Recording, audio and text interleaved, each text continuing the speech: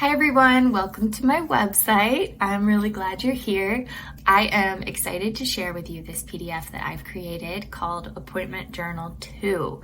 This is something that you want to take with you to your appointment. So if you've already watched and used the Appointment 1 PDF, you will know at the bottom it has a space for you to write out your questions for the doctor. On Appointment Journal 2, it has space for you to write down your questions again, as well as the doctor's response to them. Directly under that, I put a notes section, so if there's anything else that comes up while he's explaining those questions to you, you can jot that down as well. If you flip over to the next page, it has new treatment protocol. This is for if he changes your medication, if you have any infusions that are coming up or something like that he wants to start, increase, stop, anything like that. You're going to write that down in this section. The next section is very important and we don't always ask this. It is what are possible side effects. So I do want to mention this. Oftentimes side effects are not going to affect everybody. You might get 1 out of 10 or 0 out of 15.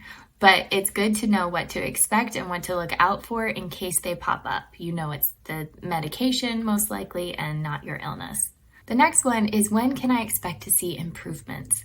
Oftentimes if you have a chronic illness or something that is acute and painful and has been for a long time, it's easy to stay on a medication for a while and not really see any improvement, but also not really know when you should see improvement. So it's really important to ask your doctor this in the appointment so he can tell you this is the type of thing that takes 6 months to work, or if you don't experience anything in a month, call me and we need to change. The next section are actually 2 things that I lumped together. The first one is things to research. Oftentimes walking out of an appointment, I'll have a doctor tell me to look up some medication that he's thinking about putting me on or something like that, and I am supposed to go home and research it and see if I would be open to that. The next one is suggestions for lifestyle change. A doctor might suggest maybe trying intermittent fasting to see if that helps with your inflammation level, or incorporating some low impact exercise like Tai Chi or water aerobics or something like that. If we're not careful, those can become throwaway suggestions that we don't really remember after we walk out of our appointment because our head is so full of our new protocol and that question that we forgot to ask and everything like that. So I wanted to make sure that there was a section where you could go ahead and think about that. The next section is for referrals.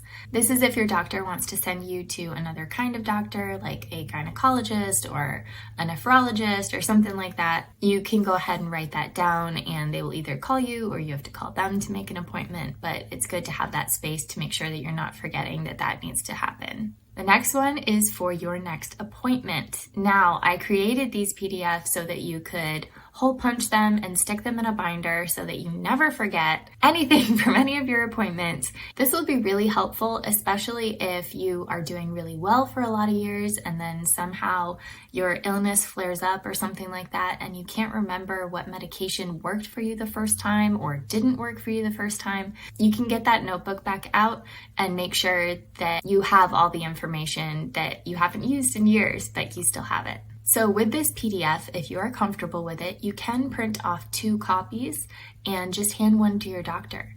And while he's talking about everything, he can be filling this out for you. Well, enjoy this free PDF, and I hope it really helps you in your next appointment.